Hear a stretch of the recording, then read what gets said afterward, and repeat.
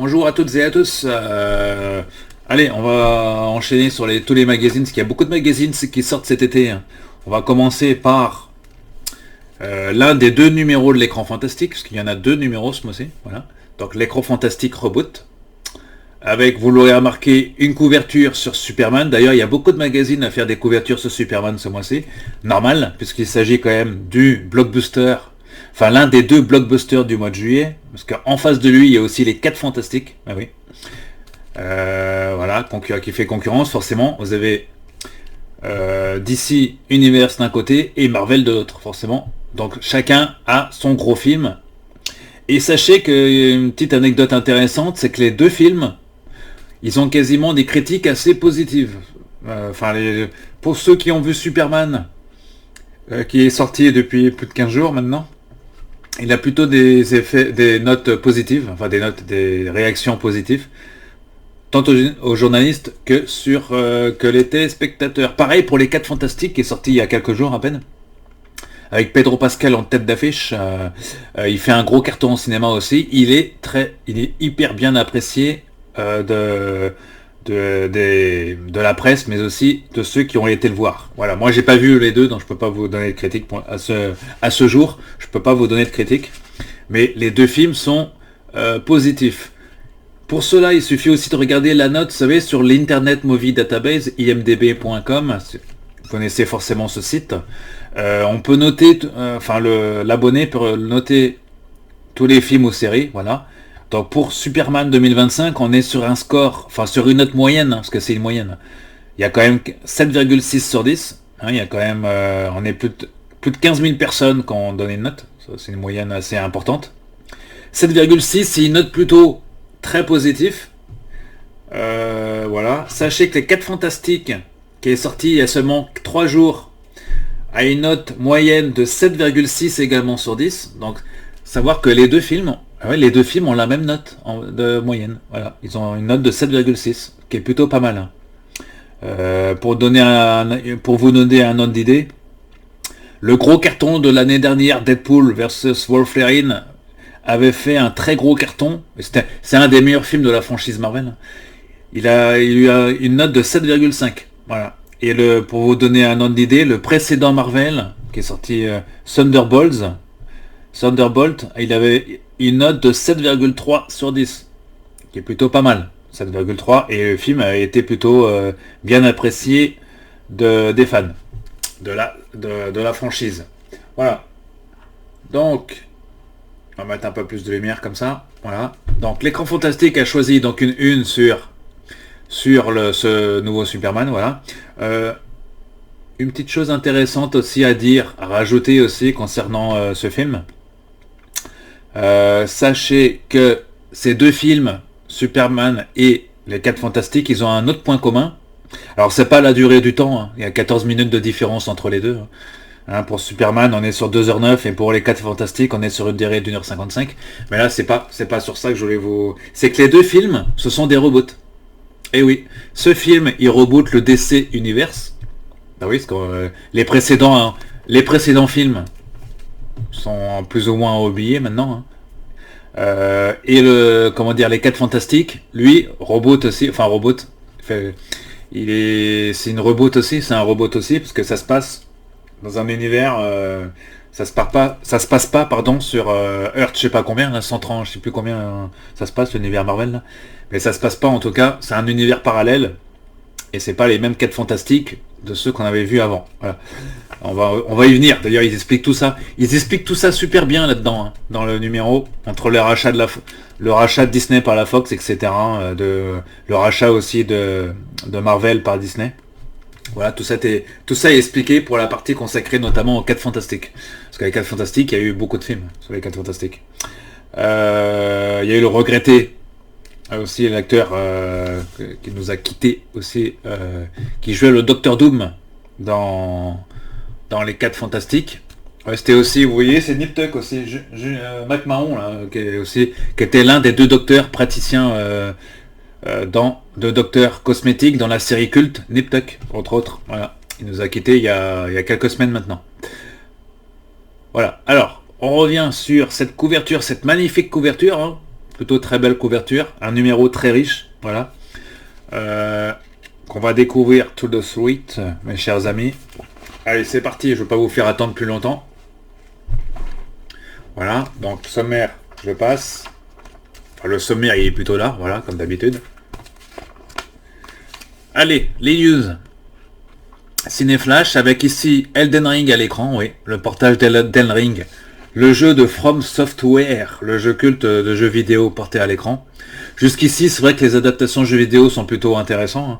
Le dernier en date, Fallout, est plutôt un très gros succès. Voilà, qui m'a insisté aussi. Moi j'ai acheté l'édition 4K de la série. Le retour de Reanimator, on parle d'un nouveau film sur Reanimator. Bon, en même temps, ça va être difficile de concurrencer le film des années 80 qui est assez culte. Reanimator, voilà. Allez, on trouve d'autres news. Voilà, on va pas trop s'attarder là-dessus. Voilà. Il y a de tout, il y a des loups-garous, il y a tout. Hein. Des monstres. Des invocations, infections, il y a de tout hein, ce mois-ci. Voilà, nouvelle salve de news. Voilà.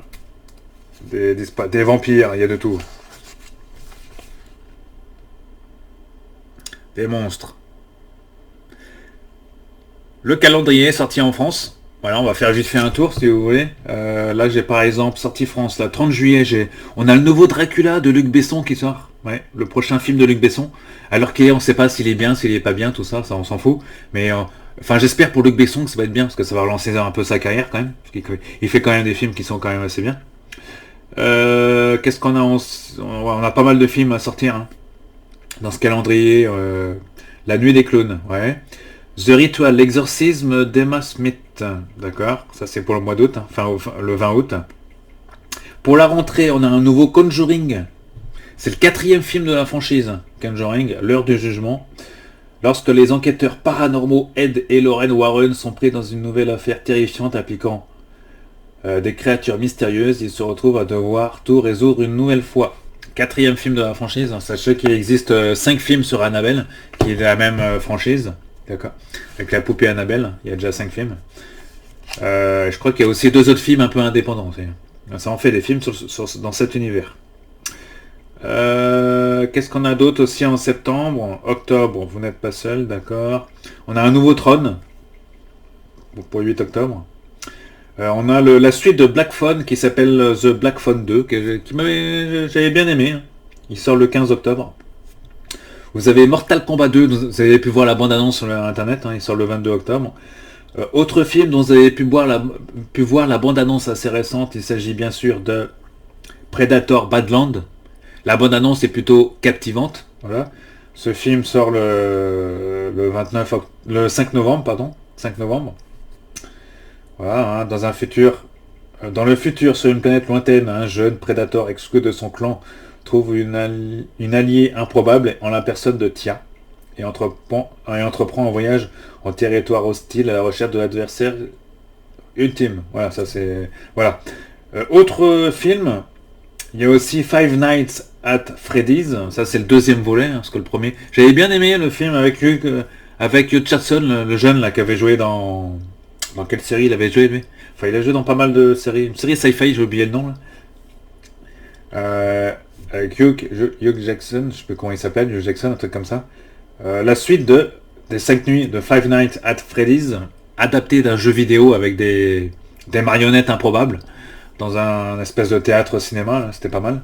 Un gardien de sécurité, enfin oui, on va dire un gardien, un agent de sécurité. On a le nouvel Avatar qui sort le 17 décembre, et enfin Anaconda. On entend ça. Qui sort le 31 décembre, un nouveau Anaconda. Voilà. Allez, on enchaîne sur nos écrans. Sur nos écrans. C'est-à-dire cinéma. Dangerous Animals. Voilà. Ça, c'est les films sortis qui vont sortir très prochainement. Voilà, Together. Voilà, nouvelle salle de film. Escape from the 21st Century. Film chinois. J'ai hâte de voir ce que c'est. Ah oui, un film chinois qui sort le 27 août. Allez, The Ugly Stepsister, qui est sorti depuis ce que j'ai vu des affiches. Ouais, 2 juillet, ouais. Voilà, tout ça. Tous ces films-là aussi. Last Stop Yuma County. On va en parler un peu plus dans le magazine. Voilà. On est d'autres films. Là, c'est la rubrique flashback. Donc les films qui n'ont pas eu le temps de traiter. Qui sont sortis au cinéma. Voilà. Comme l'adaptation de Dragon, par exemple. Qui est sorti le 11 juin dernier. Ou encore les Thunderbolts. Ou plutôt les New Avengers, comme on dit maintenant, comme vous savez désormais. Sorti le 30 avril dernier. Les Thunderbolts, excellent film. 3 sur 5, mais c'est plutôt bon film. Il est sorti au mois d'avril. Et l'excellent 28 ans plus tard, le film de Danny Boyle. Une page entière, et donc ils se sont lâchés avec Grand Fantastique. Une page entière. Film sorti le 19 juin. Le 18 juin. Excellent film. Voilà, moi j'attends qu'il sorte en Blu-ray. La rubrique VOD qui est très courte ce mois-ci. Enfin ce bimestre, parce que c'est 2 mois.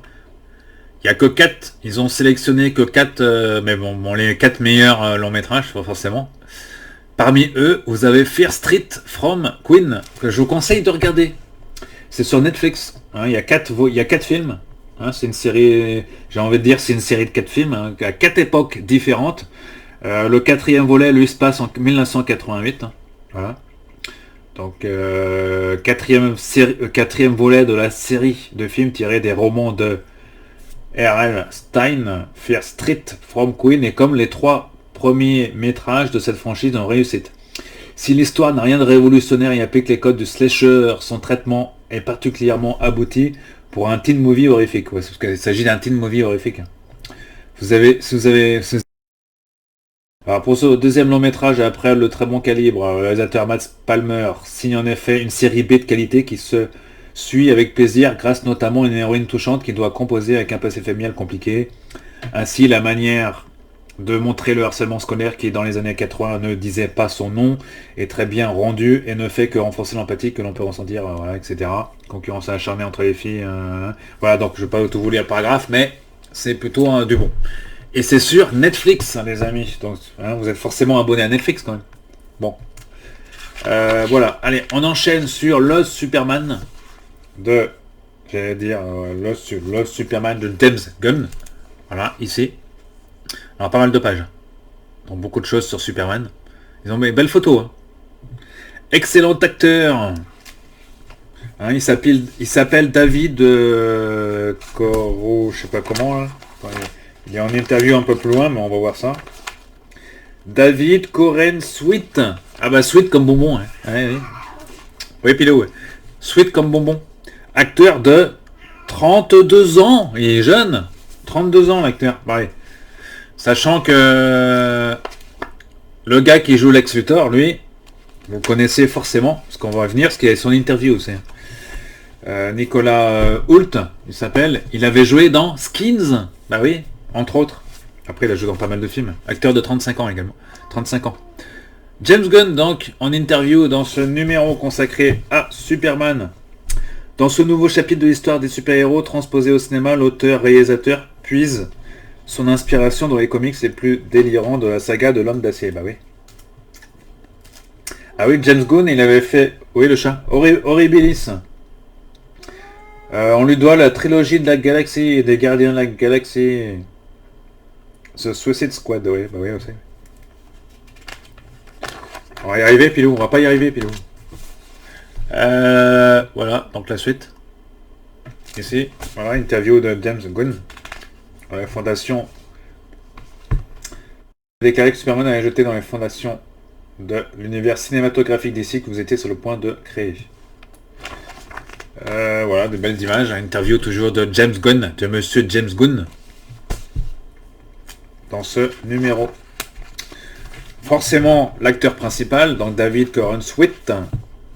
David Coren Sweet a été remarqué dans les séries Netflix Hollywood et The Politician. Ah ouais, j'avais commencé cette série Politician, mais j'ai arrêté, je crois.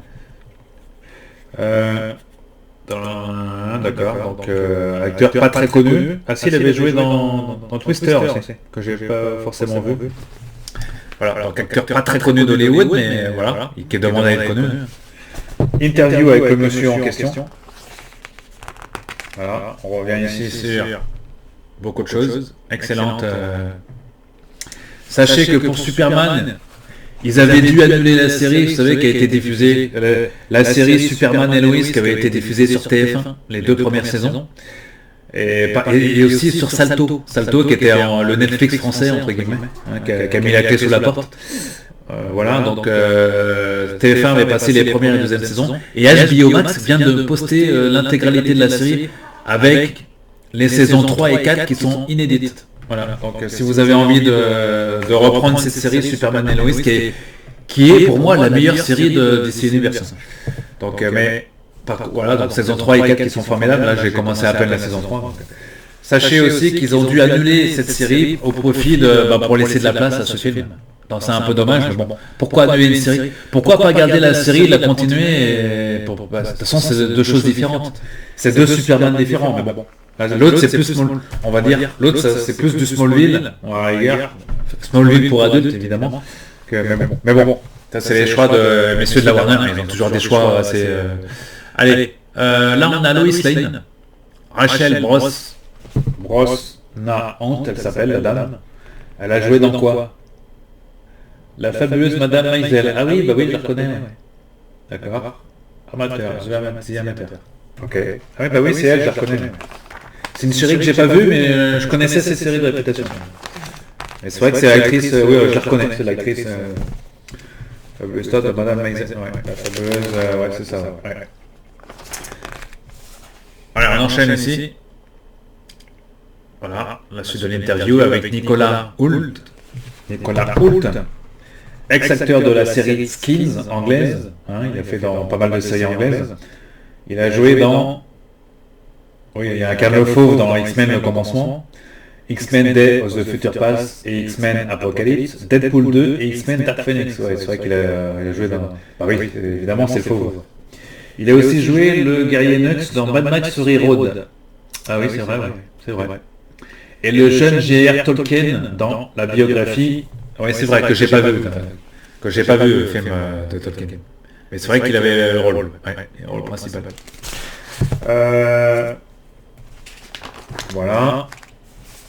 L'interview, toujours une excellente mise en page, comme d'habitude. Voilà. Et c'en est fini, c'est déjà pas mal pour Superman, pour ce film, en tout cas de Superman, qui dure, je rappelle, qui dure 2h09. 2 heures, il dure quasiment 2 heures. Voilà. Et il faut aller le voir au cinéma pour ceux qui peuvent en tout cas. Il sera très prochainement disponible, je pense, sur HBO Max. Il faudra attendre 9 mois, je crois. C'est 9 mois, c'est pas je sais plus si c'est 9 mois. Last Stop, Yuma County, voilà, du plan en armes massif. Ça c'est un autre film qui sort le 4 août. Ça se passe dans les années 70. Voilà. Donc interview avec le réalisateur. Voilà. Ça c'est le film un peu qui est un peu en... Ils ont mis Tarantino, je crois, sur la couverture. Voilà, la Tarantino. Ils ont mis un engrenage mental à la Tarantino. Un film qu'il faut... Si vous n'avez pas quoi voir comme autre film, il faut aller voir ce film aussi. Interview de Monsieur Jim Cumming.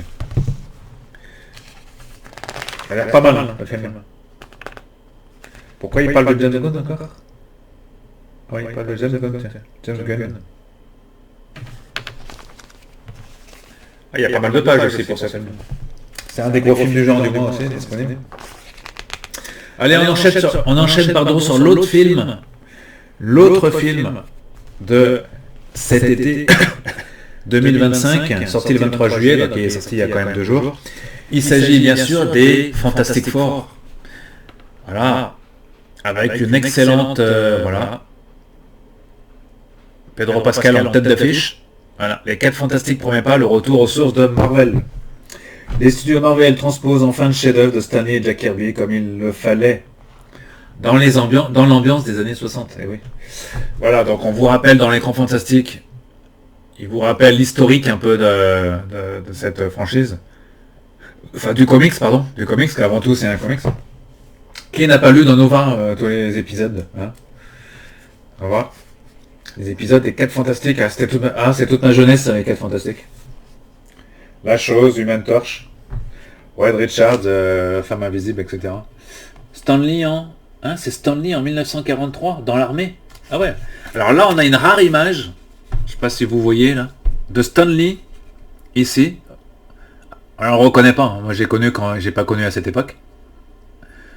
Une rare image de Stanley quand il faisait son armée. Ouais, et ça date de... Oh, ça date au moins des années 40, ça. Ouais, 43. Ouais, donc il dessinait déjà quand il était dans l'armée, le monsieur. Ouais, oui, bah oui. Voilà. Donc c'est l'occasion de revenir aussi sur les films. Les débuts sur le petit écran. Ouais, regardez cette image en haut là. Il était pas si mal ce film aussi hein, pour l'époque. Vous avez vu ce film? Les Fantastic Four version Roger Corman. C'était en 1994. C'est pas si vieux que ça, 94. Il était pas si mal que ça, même si c'était... Voilà. En France, Canal+ diffuse en 95 dans Télétoon, puis en 99 et TF1 en 2003. Ouais. Là, on parle bien sûr de la série animée. Voilà, la série animée The Marvel Super Heroes. Ouais, il y a eu beaucoup de séries animées avant. Le Docteur Doom, donc voilà, entre autres Docteur Fatalis, qu'on appelle Docteur Fatalis en France. Voilà, on nous parle de l'historique de tous ces films. Donc le film de Roger Corman. Hein, donc voilà, vous lisez l'article, hein, il y a des choses intéressantes à lire dans cet article. Voilà, on continue ici. Voilà, avec les 4 Fantastiques version après le rachat de Marvel par Disney. Voilà, 4 milliards quand même. Disney rachète Marvel pour 4 milliards. Un reboot est vite annoncé par la Fox, puis confié en juillet 2012. Donc déjà, ça fait déjà un film. Et retour chez Marvel grâce à Mickey, c'est en 2019, Disney finalise l'achat de la majorité des actifs de la Fox pour 71,3 milliards, c'est quand même beaucoup. C'est presque autant que Microsoft quand il a racheté Bethesda. Voilà, donc là c'est un rachat complet, et là on lance aussi un film. Voilà. Cette fois-ci, le dernier film s'intéresse aux années... On est plus dans les années 60, donc c'est plus intéressant encore. Voilà, c'est l'occasion d'avoir l'interview de monsieur le réalisateur, à savoir monsieur Matt Shakman. Matt Shakman, un enfant de la balle. Ah ouais, ouais. Alors qu'est-ce qu'il a fait ce monsieur? Mais il a fait quoi de neuf Docteur, la sitcom? Il est apparu dans Les Routes du Paradis. Arnold et Willy. Ah ouais, d'accord, entre autres. Il a réalisé les épisodes des plus grandes séries dans tous les registres. Succession. Excellente série, Succession. Hein. J'adore. Hein, c'est une de mes séries favorites. Mad Men, Six Feet Under, Doctor House, Fargo, que des grosses séries, quoi, en fait. Hein. Philadelphia, et du côté du fantastique, Game of Thrones, The Boys, Monarch Legacy of Monsters, American Gothic, ou encore WandaVision. Mais il a fait que des grosses séries, ce monsieur. Donc c'est pas pour rien qu'ils l'ont pris pour réaliser le film. Pour réaliser ce film qui fait un carton au cinéma. Donc... dès lors qu'il sort en 4K, de toute façon ça va vite être annoncé en 4K, hein, de toute façon comme la plupart des films. Là à l'heure où je vous parle, le Superman est déjà annoncé en édition 4K, Blu-ray, tout ce que vous voulez. Là, les 4 Fantastiques, il vient à peine de sortir, n'est pas... Je pense que dans les jours à venir, là, c'est une question de jours. Là on est dans le Comic Con, ça va être annoncé en Blu-ray très, très vite. Hein. On est super collecteur aussi. Et j'espère qu'ils vont nous mettre des choses intéressantes dans le Blu-ray aussi. Et qui vont éventuellement nous sortir tous les films sur les 4 Fantastiques, ce serait bien ça. De nous sortir un coffret avec tous les autres films aussi. Comme ça, on aurait tous les films, toutes les versions des 4 Fantastiques, quoi. On aurait un film de Roger Corman, enfin bon, notamment le film de Roger Corman. Alors ensuite, ici, on continue. Voilà.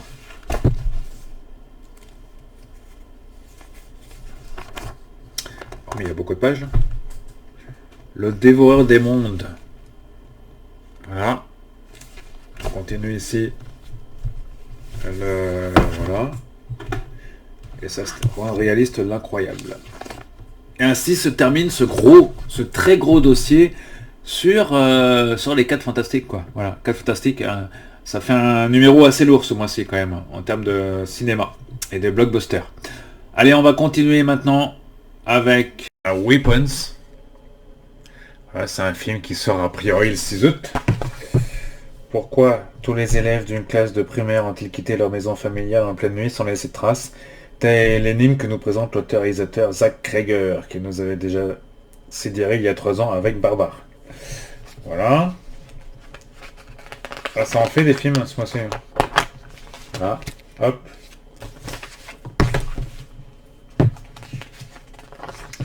On enchaîne sur ce film-là. The Ugly Stepsister.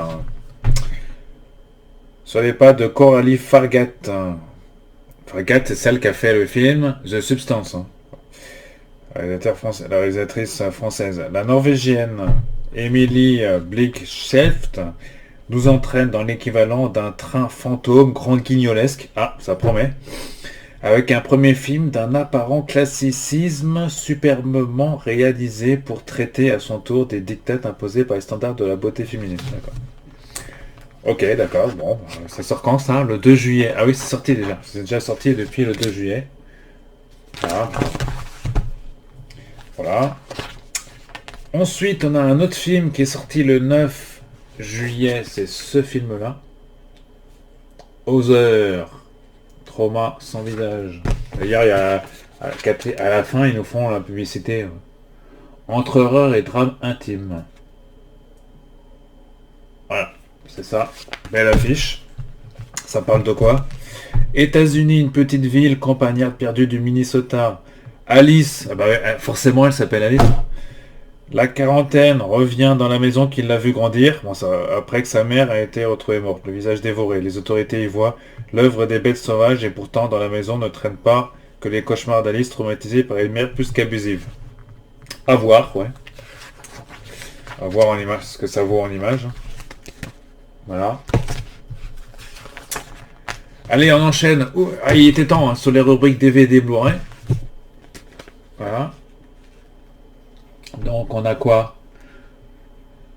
On a une sélection. Voilà, In Vitro, Nosferatu, Manquet. Alors Nosferatu, ça c'est sorti, ouais, c'est à voir. Hein. The Monkey, le singe, ça c'est de Stephen King. À voir aussi. Voilà, le reste, bah, je connais moins le reste, mais bon, c'est voilà. Allez, ici, nouvelle salve. Bon, Titrage, Cavale, des classiques. De Bill Maniac. Bloodfist. Wolfman. Compagnon, ça c'est un peu plus récent. Compagnon, hein, ça parlait de quoi ça déjà? Ah, ça, c'est direct en quelqu'un en plus. Voilà, donc il y a le sujet de robot. Ok.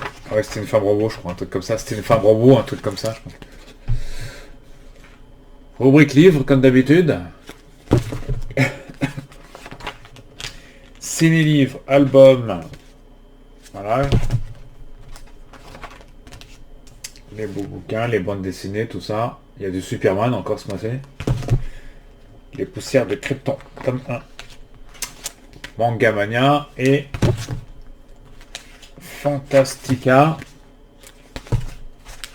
Avec, il y a quoi ce mois-ci? L'amour du bis, le cabinet des curiosités, Simbab of des 7 mers. Richard Franklin dans l'ombre des Schkock. Voilà. Écho.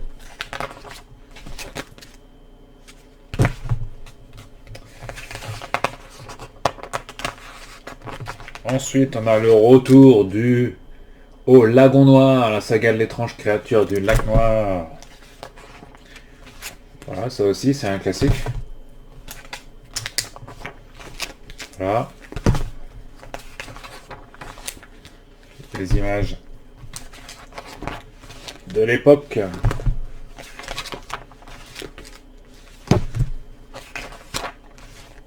Avec les affiches de l'époque.